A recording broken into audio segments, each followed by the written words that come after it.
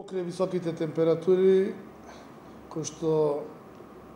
зафатија Македонија цело лето, водоснабдувањето во Прилеп се одвива без поголеми потешкоти, имено имаме целосно покриеност со водоснабдување на сите корисници во општина Прилеп. Моментално успеваме со околу 350 до 360 литри во секунда да извршиме редовно водоснабдување. Сакам да напоменам дека само пред неколку години, кога имавме вака енормно високи температури, граѓаните на Прилеп трошеа и до 550 литри во секунда, што значи дека тоа покажува дека еме намалена потрошувачката од страна на граѓаните, но исто така проектите со кои што водовод и канализација се пушти, кои што ги реализираше, се во голема мера се намалија и загубите на вода. Екипите на водовод и канализација работат во поставувањето на нова атмосферска канализација на потегот од Лукоил до влезот на Прилеп, која што е во должина од 1200 метри. Сакам да напоменам дека се работи со нов полиетиленски материјал, полиетиленски цевки и полиетиленски шахти, со што мислиме дека и загадувањето на почвата, односно истекувањето од страна на системот во почвата ќе биде сведен на минимум. Друга страна се врши поставување на потисен цевовод за подобрување на водоснабдувањето во населбата Точила, со што мислам дека и по високите делови, по високите катови на целбата Точила, со поставувањето на овој цевовод ќе немаат никогаш проблем во водоснабдувањето. Исто така водовод и канализација на почетокот на оваа година порача една студија со која што долгорочно би се надминале проблемите кои што ги имаме при водоснабдувањето, односно се порача една студија која што би нашла некоја алтернатива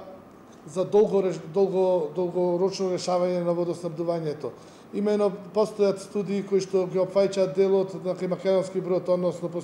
внесувањето на изворот на реката Треска, изворот на Питронот кој што се наоѓа кај селото Пласница, потоа внесување на реката Бабуна во системот од Студенчица. Значи такви студии постојат во минатото, а оваа студија која што ја порачавме, која што водовод и канализација ја порача,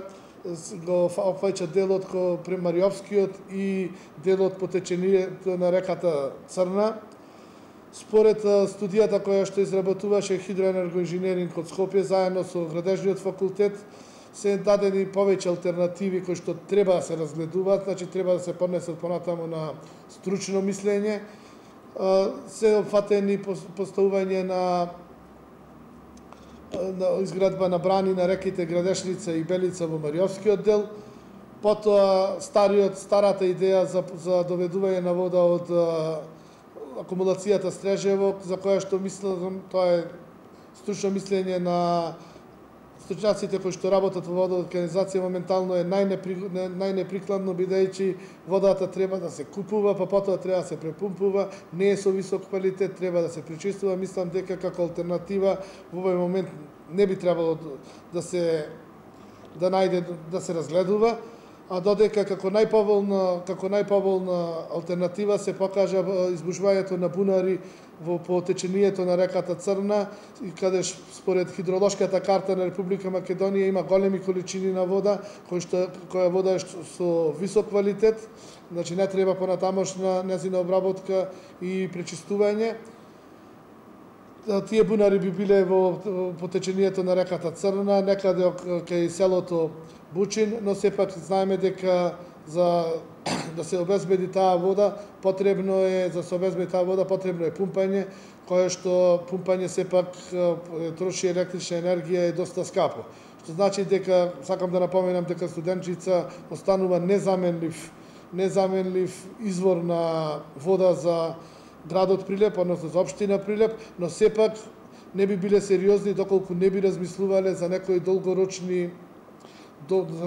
идни и долгорочни алтернативни водоснабдувања. Исто така сакам да напоменам дека стручњаците кои што работат во водовод и канализација имаат замено учество и во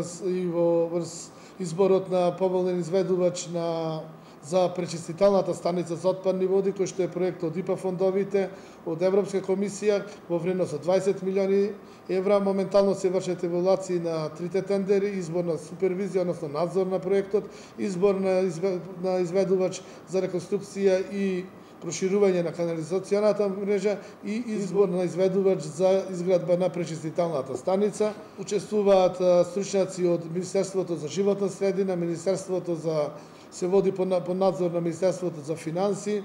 учествуваат и дел од стручњаците од Градежниот факултет, од Катедрата за водовод и канализација,